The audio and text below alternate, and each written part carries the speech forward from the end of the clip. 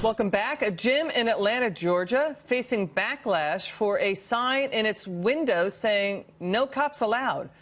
It's the EAV Barbell Club. It's also holding a no military policy. The gym's owner, Jim Chambers, saying his clients typically belong to minority groups. They feel uncomfortable in the presence of law enforcement. That's what he's saying.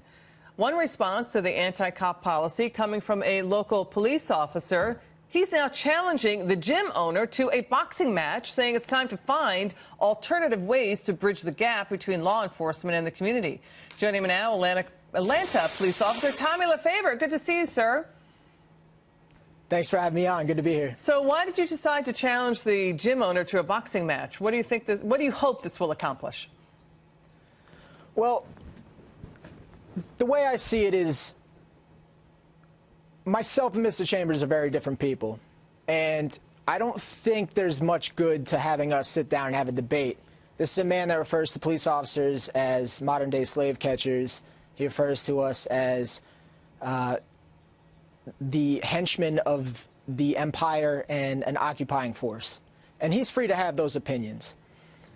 My thing is, it's a very provocative story, and it's provocative for a lot of negative reasons.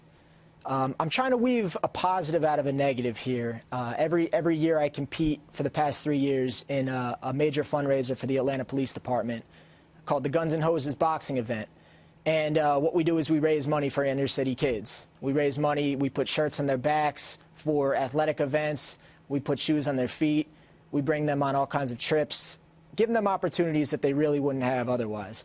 And being that myself and Mr. Chambers are never going to walk away from a debate seeing eye to eye, I kind of want to prove that it doesn't matter what he believes and it doesn't matter what I believe. We can come together, we can punch each other in the face a couple times, and when all is said and done, I can hug the guy, he can go back to being a community activist, I can go back to being a police officer, and the children of Atlanta literally will be better off for it. So you're trying to make some good out of this by turning this into a charity boxing event. Have you heard back from the gym owner? Has he taken you up on the challenge?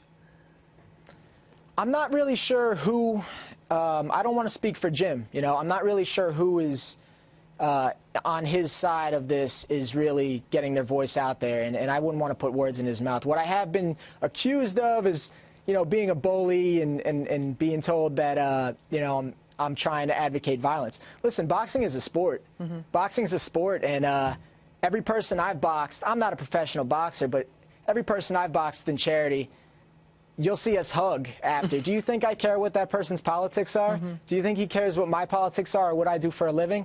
No, we're hugging because we just lit each other on fire for 3 rounds. We're exhausted. People are cheering because it was for a good cause, and the money went to kids. I mean, as a community activist, not only do I think at this point, given the scope of this story, I think Jim Chambers is not only,